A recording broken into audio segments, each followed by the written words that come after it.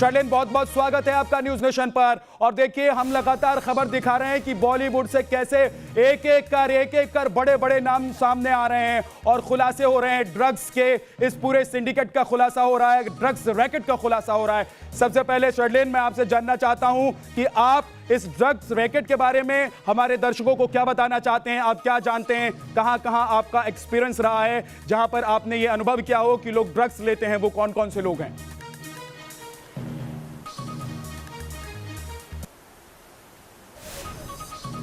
सबसे पहले मैं कंगना जी का तहे दिल से शुक्रिया अदा करती हूं, जो उन्होंने पहली बार इस बात का खुलासा किया था सुशांत सिंह के मर्डर के तुरंत बाद। उन्होंने कहा था कि सुशांत के हथियारों का गहरा ताल्लुक है इंडस्ट्री के ड्रग कार्टेल के साथ, और ये बात सच साबित हुई, क्योंकि कुछ दिन पहले हमें एनसीबी नारकोटिक्स कंट्रोल ब्यूरो से ये पता चला कि रिया चक्रवर्ती वो केवल एक बॉलीवुड अभिनेत्री ही नहीं बल्कि एक किंगपिन भी हैं जो ड्रग सप्लाई करती हैं। तो जाहिर सी बात है कि ये जो नेक्सस है, ड्रग सिंडिकेट है, ये बहुत ज़्यादा फैला हुआ है इस इंडस्ट्री में। कई सारे किंगपिन्स हैं, पेडलर्स हैं, सप्लायर्स हैं, डीलर्स हैं एंड क्लाइंट्स भी हैं। अब पता ये लगाना है कि इसमें जो सबसे बड़े खिलाड़ी हैं वो कौन हैं। मुझे पूरी उम्मीद है कि आने वाले दिनों में, हफ्तों में एनसीबी उन तक पहुंचेगी और उनके नाम भी आगे आएंगे। शर्लिन, मैं आपसे ये जानना चाहता हूं कि एक नाम अभी सामने आया है और वो नाम है क्वान। जी हाँ, इस कंपनी का जिक्र खूब हो रहा है। ये कंपनी चर्चा में है और कहा जा रहा है कि इस कंपनी की पोल पट्टी अगर खुल जाती है तो बॉलीवुड का एक ऐसा नाम एक्सपोज हो जाएगा जिसे सुनकर सबके पैर के नीचे की जमीन निकल सकती है। जरा इस कंपनी के बारे में बताइए, इस कंपनी से जुड़े हुए लोगों के बारे में बताइए, और क्या आप उस नाम के बारे में बता सकते हैं जिस नाम का सामने आने के बाद लोगों की पैर के नीचे की जमीन खिसक जाएगी?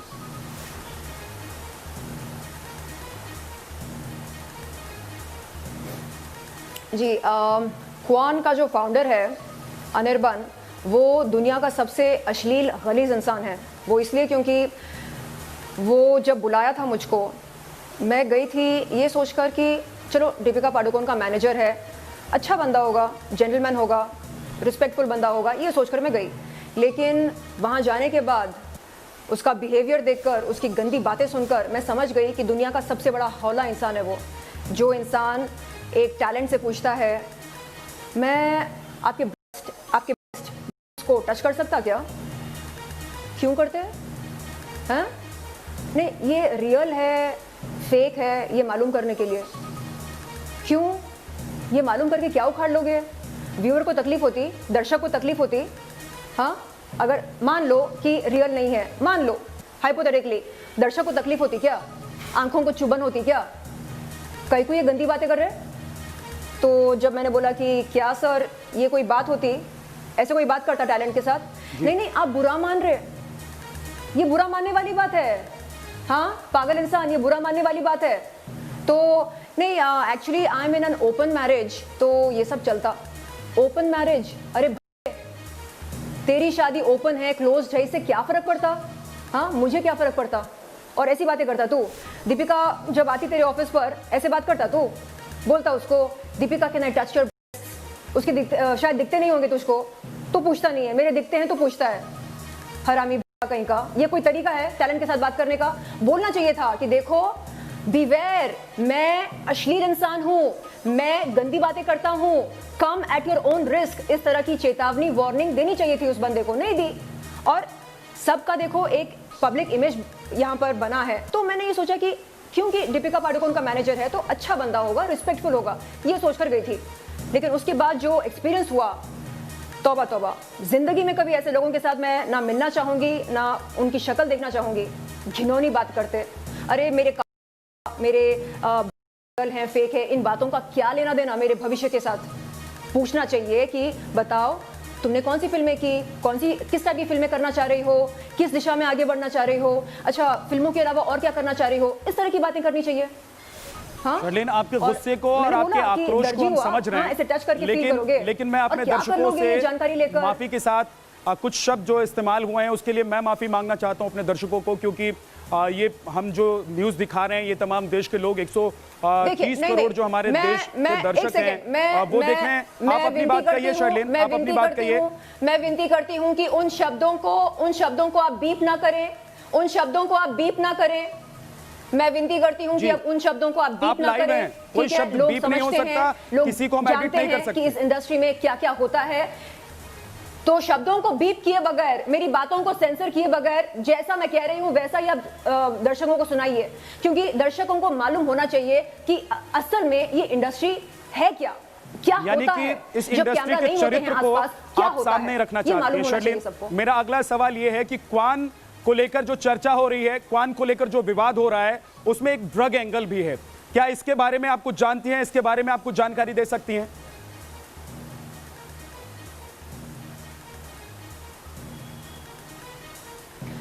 देखो, दीपिका पादुकोण ने कुछ साल पहले अपनी मानसिक संतुलन के बारे में खुलासा किया और कहा कि उनकी ज़िंदगी में एक दौर आया था जब वो बहुत डिप्रेस्ड रही थी, और ये कहा कि हमें मेंटल हेल्थ को प्रायोरिटी देनी चाहिए।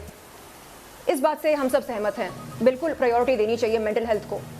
लेकिन जब ये बात उन्होंने रखी थी पब्लिक डोमेन में, जब डिप्रेशन का खुलासा किया था, अपनी पर्सनल डिप्रेशन का, तब हम सब ने ये सोचा कि शायद बेचारी के साथ कुछ बुरा हुआ होगा, शायद व्यक्तिगत जीवन में उनके या प्रोफेशनल जीवन में उनके कुछ गलत हुआ होगा, शायद उस अनहोनी का बहुत ही गहरा साइकोलॉजिकल असर पड़ा होगा उनके दिमाग पर, ऐसा हमने सोचा। लेकिन निकला क्या? पता चला कि माल के न मिलने पर वो डिप्रेस्ड रहीं। सीधा सा यही मतलब निकलता है, drug abuse leads to depression. और उनका नारा क्या था? Depression is an illness. माता जी बोलिए, सबको बताइए कि आपको डिप्रेशन क्यों हुई थी, किस वजह से हुई थी आपको डिप्रेशन? क्या आपको परिवार का सपोर्ट नहीं मिला, दोस्तों का प्यार नहीं मिला, लवर्स बॉयफ्रेंड्स का प्यार नहीं मिला? क्या आपके सर पर छत नहीं है रहने के लिए? आपके बैंक में बैलेंस नहीं है? आपके बैंक अकाउंट में पैसा नहीं है? क्या आपके पास स्टाफ नहीं है? क्या आपके पास गाड़ियां नहीं है? क्या आपके पास काम नहीं है? क्या आप बेरोजगार हैं? वो इंसान जो सुबह शाम मेहनत करके 2 वक्त की रोटी कमाता है, क्या वो डिप्रेस्ड फील नहीं करता है लाइफ में? क्या बात कर रहे हो आप? डिप्रेशन डिप्रेशन डिप्रेशन डिप्रेशन, आपकी बातें सुनकर डिप्रेशन हो जाती है, बहुत ही मानसिक तनाव होता है आपकी बातें सुनकर। आपको बोलना चाहिए, सभी को बोलना चाहिए, अपने फैंस को खास तौर पर, कि देखिए जब जब मुझे माल नहीं मिलता है मैं डिप्रेस फील करती हूँ। लेकिन आप इतने दावे के साथ कैसे कह सकते हैं शर्लिन? आप इतने दावे के साथ कैसे कह सकते हैं? क्योंकि अभी तो जो चैट है उसको लेकर पूछताछ होनी है। अभी जो चैट है उसको लेकर एनसीबी के सामने दीपिका पादुकोण को कल पेश होना है, सवालों के जवाब देने। मैं आपसे एक और सवाल पूछना चाहता हूं शर्लिन, उसका जवाब आप दीजिए, और आपके अंदर जितनी भड़ास है मैं कहता हूं आज उसको निकाल दीजिए, अपने आक्रोश को आप बाहर कीजिए। देखिए, एक सवाल, जिस माल की बात हो रही है, जिस माल की बात हो रही है, जाहिर सी बात है कि वो माल कोई कैंडी या चॉकलेट या खड़े मसाले, सब्जी, ये सब चीजें नहीं है। उस माल का एक ही मतलब निकलता है, सीधा मतलब निकलता है, ड्रग्स। वही मतलब निकलता है माल का, और कोई मतलब नहीं निकलता। हाँ, अपने बचाव में वो कह सकती हैं कि अरे मैं तो चॉकलेट को माल कहती हूँ, मैं तो फलाना चीज़ों को माल कहती हूँ, इसका ड्रग्स के साथ कोई ताल्लुक नहीं है। अपने बचाव में वो कह सकती हैं, लेकिन हम यहाँ पर बेवकूफ़ नहीं बैठे हैं। हमको अच्छी तरह पता है कि माल शब्द का प्रयोग ड्रग कार्टेल में किस चीज़ को लेकर होता है। माल का मतलब ड्रग्स, माल का मतलब चरस गांजा, माल का मतलब कोकेन, माल का मतलब एक्सटेसी, माल का मतलब मैजिकल मशरूम्स, MDMA, LSD, हम सबको पता है। हाँ, डिटेल में हम जानकारी नहीं रखते हैं कि कौन सा ड्रग लेने से क्या असर होता है, लेकिन इतनी जानकारी तो है कि माल किसे कहा जाता है। And one more thing, drugs 2 किस्म के होते हैं, uppers and downers. Uppers nervous system को स्टिमुलेट करते हैं।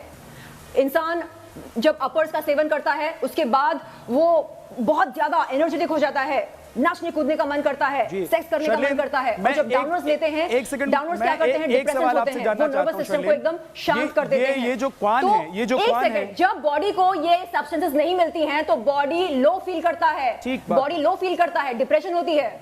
जी, क्वान के बारे में मैं थोड़ा सा ज्यादा जानकारी आपसे लेना चाहता हूं, क्योंकि क्वान के साथ आपका एक्सपीरियंस रहा है।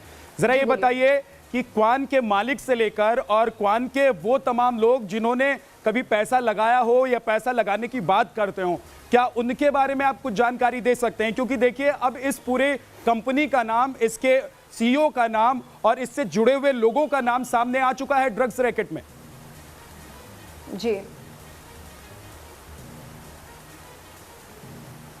जी, मुझे लगता है कि जिस दिन क्वान का फाउंडर अनिर्बन उसने बुलाया, ज़रूर कोई सस्ता नशा करके बैठा था। जिस तरह की बातें उसने की मेरे साथ, आपके ब्रेस्ट रियल हैं, फेक हैं, मैं टच करके फील कर सकता हूँ क्या?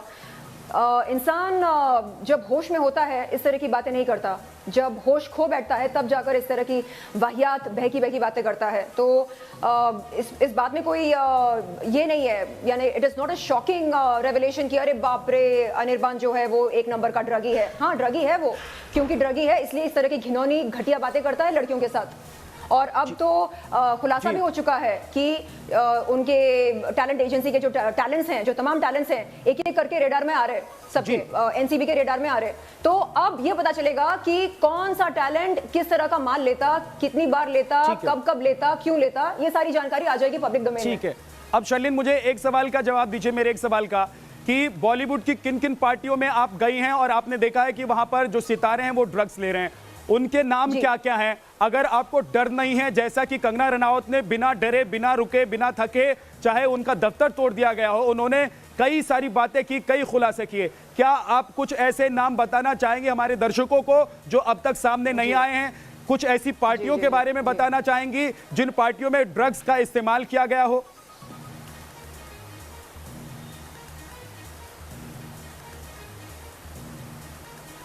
मैं कंगना जी की बहुत बड़ी फ़ैन हूँ। कंगना जी का जो व्यक्तित्व है वो, उससे मैं बहुत ज़्यादा प्रभावित हूँ। वो जब बात करती हैं तो ये नहीं सोचती हैं कि इस बात का क्या फ़ायदा होगा, क्या नुकसान होगा। जो सच है वो सच है, सच का क्या फ़ायदा होता है, क्या नुकसान होता है, इसके बारे में ना सोचना चाहिए, ना इसके बारे में कोई डिस्कशन होनी चाहिए, चर्चा होनी चाहिए कि बोलूँ क्या या ना बोलूँ क्या। नहीं, मुझको देखो बुलाया गया था केकेआर का मैच देखने के लिए कोलकाता में। वहाँ पर जो स्टेडियम है एडन गार्डन, एडन है ना, वहाँ के स्टेडियम का नाम, तो उस स्टेडियम में बुलाया गया। वहाँ पर मैंने लाइव मैच देखा केकेआर का, और उस रात ईडन गार्डन, जी गार्डन है जी, मुझे नाम नहीं पता स्टेडियम का, बस इतना पता है कि ईडन है। चलो ठीक है, तो वहाँ पर गई थी मैं, और वहाँ पर देखा मैंने कि केकेआर फुल फॉर्म में खेल रही थी। एंड उस रात उनकी जीत हुई। जीत के बाद आफ्टर मैच पार्टी रखी गई। एंड पार्टी में जब मैं गई तो मैंने वो दृश्य देखे जो आमतौर पर हम बॉलीवुड फिल्मों में देखते हैं। किस तरह के दृश्य? मैंने देखा कि वहाँ पर दमारो दम का माहौल चल रहा था।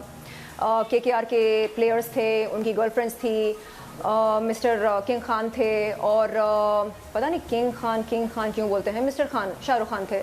एंड उनके चहीते दोस्त थे, एंड उन सभी की बीवियां थी।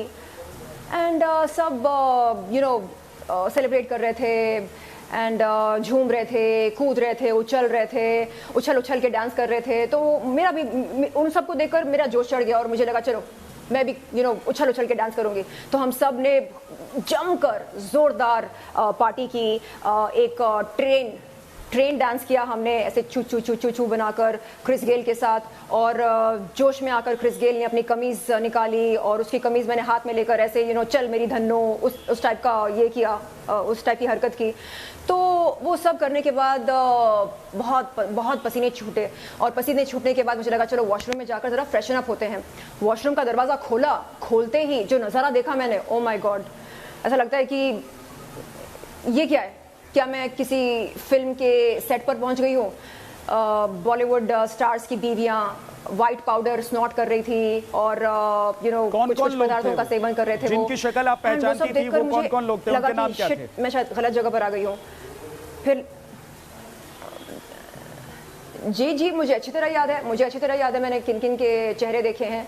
मैंने कहा आपसे कि देखिए ये सब चल रहा था वहाँ पर। मैं बाथरूम के अंदर पहुँची, मैंने ये नज़ारा देखा, एंड मुझे लगा कि शायद मैं गलत जगह पर पहुंची हूँ। एनीवे, जब रियलिटी सिंकिंग हुई मुझे लगा कि नहीं नहीं नहीं, ये वॉशरूम ही है और ये लोग गलत जगह पर ये हरकत कर रहे हैं। तो मैं वॉशरूम के अंदर गई, काम निपटाया, उसके बाद जल्दी जल्दी वहाँ से निकल गई क्योंकि I was you know shocked and I was panicked. मतलब पैनिक हो चुकी थी वो नज़ारा देख कर कि अरे ये क्या देख लिया मैंने, शायद नहीं देखना चाहिए था। तो पैनिक होकर वहां से निकल गई और फिर बाहर जाकर देखा कि मिस्टर खान, एक छोटे से ब्रेक के लिए हमें रुकना है, लेकिन तब तक आप जरा याद करने की कोशिश कीजिए क्योंकि आप बहुत बड़ी बात कह रही हैं शर्लिन, आप बहुत बड़ी बात कर रही हैं, बहुत बड़ी बातें आप जो कह रही हैं, इन बातों से एनसीबी को बहुत सारे सुराग मिल सकते हैं। एक छोटे से ब्रेक के बाद मैं लौटूंगा, मेरे सहयोगी अनुराग दीक्षित भी हमारे साथ जुड़ जाएंगे। लेकिन शर्लिन, उसके बाद मैं आपसे पूछूंगा कि उस वॉशरूम में जहां पर आप गई थी, जहां की तस्वीर देखकर आप हैरान रह गई, भाग गई वहां से, उस वॉशरूम में कौन कौन मौजूद था? वो कौन कौन से चेहरे थे जिनका नाम आप जानती हैं और उन नामों को आज आपको बता देना चाहिए क्योंकि ये जो जांच का दायरा है इससे मदद मिलेगा। एक छोटे से ब्रेक के लिए हम रुक रहे हैं, लेकिन शर्लिन आप भी कहीं मत जाइएगा, मैं अपने दर्शकों से कह रहा हूं कि आप भी कहीं मत जाइएगा। एक छोटा सा ब्रेक, हम फौरन वापस लौटेंगे, सिर्फ 2 मिनट का ब्रेक होगा, फौरन वापस लौटेंगे।